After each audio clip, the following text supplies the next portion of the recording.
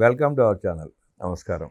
ఆంధ్రప్రదేశ్ రాష్ట్రంలో చాలా పార్టీలు పుట్టిని గిటిని. తెలుగుదేశం పార్టీ పెట్టి 4.5 దశాబ్దాలు అవుతాం. ప్రాంతీయ పార్టీలు అత్యధిక కాలం మనుగులో ఉన్న తెలుగుదేశం పార్టీ ఒకటే. వైఎస్ఆర్ కాంగ్రెస్ పార్టీ ఉన్న అది కూడా జగన్మోహన్ రెడ్డి అద్దెకు తెచ్చుకున్న పార్టీ, సొంత పార్టీ కాదు. అది కూడా పుట్టుమునిగిపోయే పరిస్థితిలో ఉంది. ఈ సందర్భంగా విజయసాయి రెడ్డి కొత్త పార్టీ పెడతాను అంటూ బయలుదేరాడు. పార్టీ పెట్టే అవకాశం ఉందా లేదా, పెడితే ఆ పార్టీ పరిస్థితి ఏంటి తెలుసుకునే ప్రయత్నం చేద్దాం. స్టేషన్ టైం మనతో పాటు ఉన్నారు సీనియర్ జర్నలిస్ట్ దుర్గా కుమార్ గారు. వారిని మనం విశేషాలు చేసుకుంటాం. నమస్తే సార్.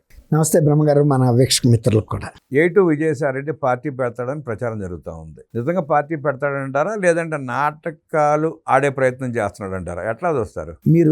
మీరు అడిగిన ప్రశ్నలోనే ఆయనకు ఒక బిరుదు ఇచ్చారు మీరు, A2 అని. A2 అంటే ఏంటండి? కోర్టు పరిభాషలో నిందితుడు, రెండో నిందితుడు. ఒక కేసా, 2 కేసులా, 3 కేసులా, 4? 40 కేసులు దాదాపుగా ఒక దాదాపు 20 అనుకోండి. సిబిఐ అండ్ ఈడీ కేసులు అయి మామూలు కాదు, జాతీయ స్థాయి అవినీతి కుంభకోణాలు అయి. అంటే క్విడ్ ప్రోకో. ఏ కేసులో అయితే జగన్మోహన్ రెడ్డి A1గా ఉన్నాడో అన్ని కేసుల్లోనూ విజయసాయి రెడ్డి A2గా ఉన్నాడు. ఏ రాయి అయితే ఏంటి పొళ్ళోడగొట్టుకోవటానికని జగన్మోహన్ రెడ్డినే మొన్న 24లో నిజ స్వరూపం చూసిన తర్వాత ఆంధ్రప్రదేశ్ ప్రజలు 151 స్థానాలు కాదురా బాబు, నీకు అధికారంలో ఉండే అర్హత లేదని చెప్పి ఆయన్ని చీకొట్టారు.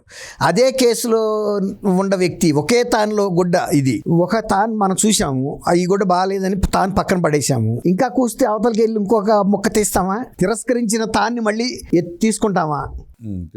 తీసుకోం. 2 అది ఫస్ట్ గజం ముక్క A1 జగన్ అయితే A2 విజయసాయి రెడ్డి. ఆ తర్వాత ఇంకోటి మీకు తెలుసు, రాజకీయ పార్టీ పెట్టాలంటే ఒక ప్రజాకర్షణ ఉండ నాయకుడికే అది సాధ్యమవుతుంది.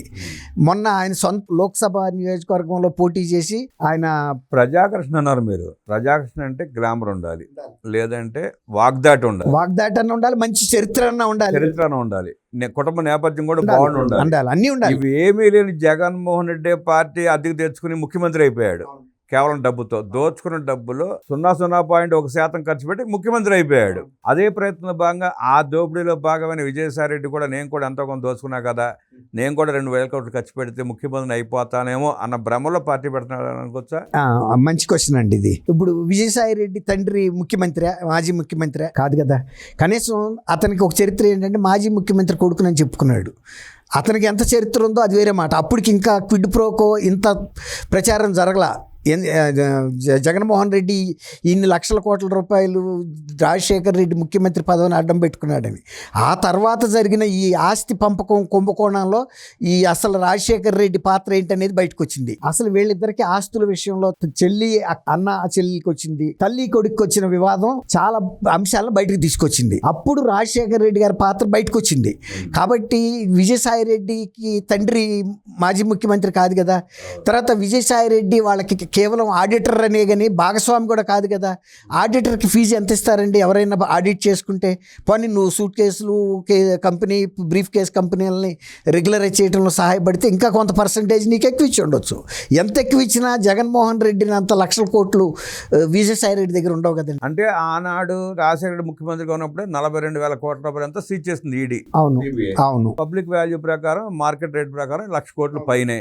కొన్ని 10% వేసిన 10,000 కోట్లు ఆనాడే సంపాదించుకుని ఉంటాడు విజయసాయి రెడ్డి. మొన్న ముఖ్యమంత్రిగా పనిచేసినప్పుడు జగన్మోహన్ సుమారుగా 20 లక్షల కోట్ల రూపాయలు దోపిడీ చేశాడని చెప్పి ప్రచారం జరిగింది. కొన్ని 10% కాకపోయినా 5% వేసిన 1,00,000 కోట్లు దోచుకుని వాటా వచ్చి ఉంటుంది విజయసాయి రెడ్డికి కూడా. లిక్కర్ వ్యాపారంలో వాటా ఉంది, 32,000 మంది చనిపోయిన దాంట్లో వాటా ఉంది, మైన్స్లో వాటా ఉంది, అన్నిట్లో ఇసుకలో అన్నిట్లో వాటా ఉంది. సుమారుగా 1,00,000 కోట్లు దోచుకునే ఉంటాడు. దాంట్లో అయితే 1,000 కోట్లు ఖర్చు పెడతాడు. ఇంటికి వచ్చిన వ్యక్తికి టీ ఇవ్వని జగన్మోహన్ రెడ్డి ఇన్ని వేల కోట్ల రూపాయలు కోటరీలో ఒక మెంబర్గా ఉన్న వ్యక్తి అనుకుందాం పని. తర్వాత కోటరీలో కూడా నాకు అంత ప్రాధాన్యత దొరకలేదని కూడా విజయసాయి రెడ్డి ఇచ్చి బయటపడి చెప్పాడు. దాన్ని బట్టి మీరు ఇంకోటి ఏంటంటే, ఫస్ట్ టైం అంటే కొంత అన్న ఇచ్చుంటాడు కానీ రెండోసారి ముఖ్యమంత్రి ఈయన అయిన తర్వాత వీళ్ళు ఆ కోటరీలో ఇతర సభ్యులకి ఎంత వచ్చిందో అంతే వస్తుంది తప్ప విజయసాయి రెడ్డికి అంతకన్నా మించి ఇచ్చిన పరిస్థితి ఉండదండి. ఎందుకంటే జగన్మోహన్ రెడ్డి ముఖ్యమంత్రి హోదాలో తను కమాండ్ చేయించుకున్నాడు. నువ్వు ఈ పని పని చేయి ఆ పని చేయను. అప్పుడు రిక్వెస్ట్ నాకు ఎట్టగొట్ట బయటికి అయ్యి ఇంత డబ్బుని ఎట్లా రెగ్యులరైజ్ చేయాలి, ఈ సూట్ కేస్ కంపెనీలు బ్రీఫ్ కేస్ కంపెనీలు, అప్పుడు ఇంత టెక్నాలజీ తెలీదు.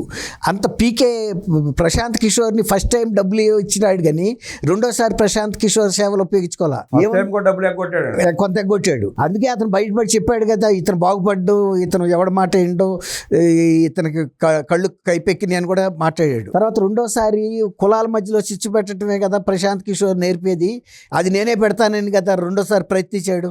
పెట్టించి అది సక్సెస్ అవ్వలేదు కదా. అట్లాగే విజయసాయిరెడ్డికి మీరు అనుకున్నంత డబ్బులు అయితే ఆయన ఇవ్వలేదు. అట్లానే విజయసాయిరెడ్డి దగ్గర డబ్బులు ఇవ్వని నేను చెప్పడానికి సిద్ధంగా లేను. ఖచ్చితంగా ఒక మీడియా హౌస్ పెట్టగలడు. ఆ వార్తల పంపకంలోనే గొడవలు వచ్చి బయటకు వచ్చాడంటారా? అయి ఉండొచ్చా? జగన్మోహన్ రెడ్డితో విభేదాలు, ఆర్థిక విభేదాలు. చెప్పాడు ఆ మాట కూడా. నాకు గతంలో ఇచ్చిన ప్రాధాన్యత ఇవ్వటం లేదు, నాకన్నా తక్కువ స్థాయి వాళ్ళని తీసుకెళ్ళి పక్కన కూర్చోబెట్టుకుంటున్నాడు, వాళ్ళకి ప్రాధాన్యత పెరిగింది కాబట్టి నేను బయటకు వచ్చేసాను. తక్కువ స్థాయి అంటే సజ్జల రామకృష్ణారెడ్డిని ఉద్దేశించా అంతే. తర్వాత పార్టీ పెట్టడంలో ఆ రోజు నేనే ప్రధాన సలహాదారు సహాయకుడిని అని కూడా చెప్పింది. ఆ మాట కూడా వాస్తవమే. పార్టీ ఆ రోజున పెట్టే రోజు వీళ్ళు ఎవరు లేరు, పెట్టించాడు అతనికి ఆ సలహా సంప్రదింపులు. ఎందుకంటే చార్టెడ్ అకౌంటెంట్ కాబట్టి ఓ రాజకీయ పార్టీ ఎట్ట పెట్టాలో అని. అది అంతెందుకు, అసలు ఒక రాజకీయ పార్టీ ఎలాంటి తీర్మానం చేయాలో కూడా వాళ్ళు ఫస్ట్ ప్లేనరీ నాటికి కూడా వైఎస్ఆర్సీపీ నాయకులకి తెలీదు. జీవితకాలం జగన్మోహన్ రెడ్డి పార్టీ అధ్యక్షుడిగా ఉంటాడని తీర్మానం చేసి కేంద్ర ఎన్నికల సంఘానికి పంపారు అప్రూవ్ చేయమని. తెలియదు అనుకోలేము సార్. అక్కడ ఏదో మొత్తం మీద గందరగోళం సృష్టించే ప్రయత్నం చేస్తున్నారు.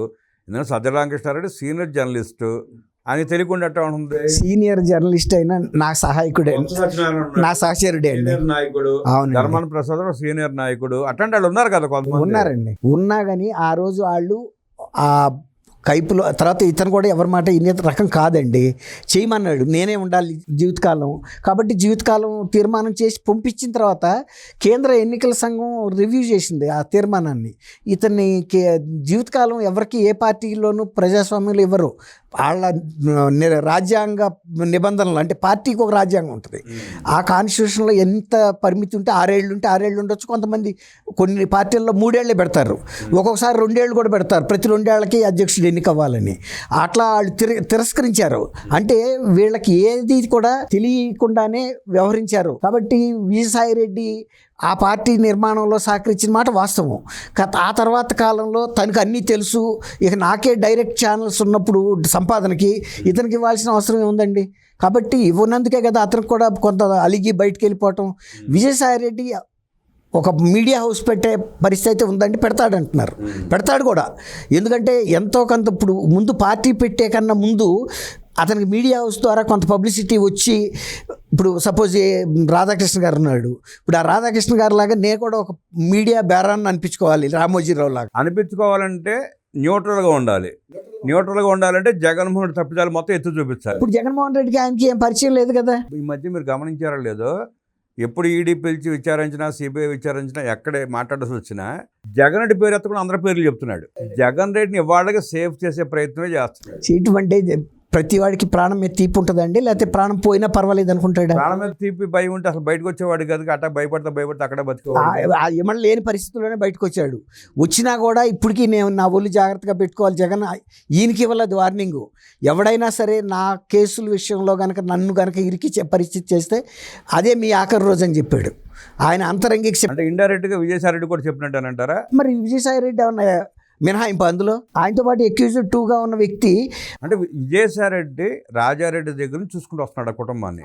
రాజారెడ్డితో జర్నీ చేశాడు, రాజశేఖర రెడ్డితో చేశాడు, అక్కడ పదవులు అనుభవించాడు, అక్కడ ఆర్థికంగా బలపడ్డాడు. తర్వాత కొడుకు జగన్మోహన్ రెడ్డితో కూడా ర్యాలీ అయ్యాడు. మొన్నటి వరకు ఆయనతోనే ప్రయాణం చేశాడు. 4 దశాబ్దాలు ఆ కుటుంబాన్ని చూసిన విజయసాయిరెడ్డికి వాళ్ళెంత నేర స్వభావం గలవాళ్ళు, నీచ మనస్తత్వం వాళ్ళు తెలియదంటారా? ఇప్పుడు ఇంకొకటి చెప్పమంటారా, రాజారెడ్డి రాజశేఖర్ రెడ్డి స్కూల్స్ వేరండి. వాళ్ళ కుటుంబంలో అంతరంగిక మర్డర్లు ఎప్పుడైనా జరిగినాయా? గతంలో జరిగినాయి అని చెప్పి ప్రచారం జరిగింది. అంతరంగిక అంట, బయట వాళ్ళది కాదు. అదే అంతరంగంగా కూడా ఒకప్పుడు జరిగినాయి అంట. ఏం మరి నేను 79లో జర్నలిజంలోకి వచ్చి, బయటికి రాలేదు కానీ జరిగినాయి 1-2. 79లో నేను జర్నలిజంలోకి వచ్చా అండి.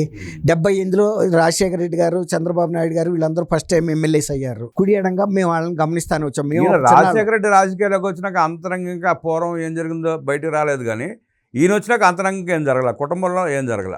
ఎవరు? రాజశేఖర. అదే నేను కూడా చెబుతున్నా, జరగలేదు. కాబట్టి ఆ విషయం విజయసాయిరెడ్డికి తెలీదా? వివేకానంద రెడ్డి గారి హత్య అనేది ఒక చిన్న విషయమా?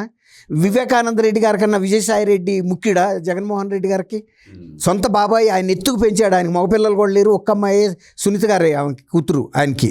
నవమాసాలు మోసి ఎత్తుకు తిరిగిన తల్లినే బయటికి గెండేశాడు, ఇంకా బాబాయ్ విజయసాయి రెడ్డి కూడానా అంటే మీరు అడిగారు కదా, ఆయనకి కూడా ఇది వర్తిస్తుంది కూడా అని ఎందుకన్నానంటే జగన్మోహన్ రెడ్డి దోపిడీలో భాగం ఉంది విజయసాయి రెడ్డికి, ప్రతి ఒక్కటి తెలుసు.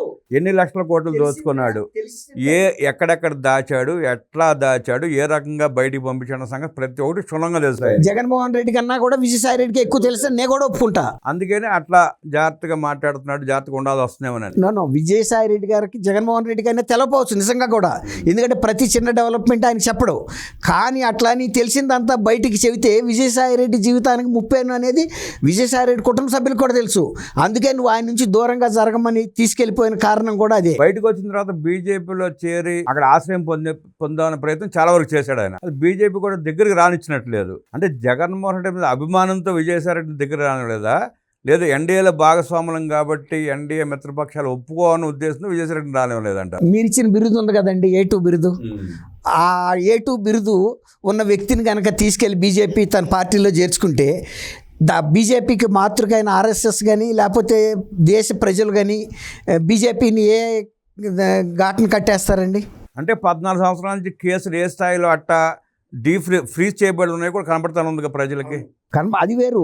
కానీ వాళ్ళిద్దరూ అక్కడ ఉంటే పర్వాలేదు, కానీ ఆ వ్యక్తిని తీసుకొచ్చి బీజేపీలో పెడితే బీజేపీలో కూడా అంతర్గత కలకలం మొదలవుతుందా లేదా? అంటే అక్కడ కూడా ఆశ్రయం ఇవ్వలేదు కాబట్టి ప్రాణభయంతో పార్టీ పెట్టకపోతే, మీడియా పెట్టకపోతే మనకు కూడా వైఎస్ వివేక పరిస్థితి వస్తున్న ఉద్దేశంతో భయపడే పెడుతున్నాడు అంటారు పార్టీ. మరి ఎంతో కొంత సమాజంలో కొంత తను గుర్తింపు తెచ్చుకోవాలంటే మీడియా అవసరం ఉండాలి. ఇప్పుడు ఇల్లు కట్టాలంటే ముందు ప్రహరీ గోడ కట్టుకోవాలి, ప్రహరీ గోడ కట్టిన తర్వాత భవనం గురించి, ప్యాలెస్ గురించి ఆలోచించవచ్చు. ఇప్పుడు ఆ ప్రయత్నంలోనే ఉన్నాడు, ప్రహరీ గోడ కట్టుకుంటున్నాడు, తన రక్షణ వలయం. ఇప్పుడు అందులో అవతల వ్యక్తికి పెద్ద మీడియా హౌస్ ఉంది, సాక్షి ఛానల్లో. ఎలాంటి హత్యనైనా ఇతరుల మీద తోయటానికి ప్రయత్నించిన వ్యక్తి చూశాడు ఆయన కూడా. అని తెలియని కాదు ఇవన్నీ, అందుకే ఆయన మీడియా హౌస్ పెట్టడానికి ప్రాధాన్యత ఇచ్చాడు. కానీ రాజకీయ పార్టీ పెట్టేటంత ఆకర్షణ శక్తి ఆయనకు ఉందంటే నేను నమ్మను. మొన్న ప్రభాకర్ రెడ్డి గారి మీద కూడా ఆయన నెల్లూరులోనే ఘోరంగా ఓడిపోయాడు. అసలు ఆ నెల్లూరులో ఆయన గుర్తుపట్టలేకపోయారు.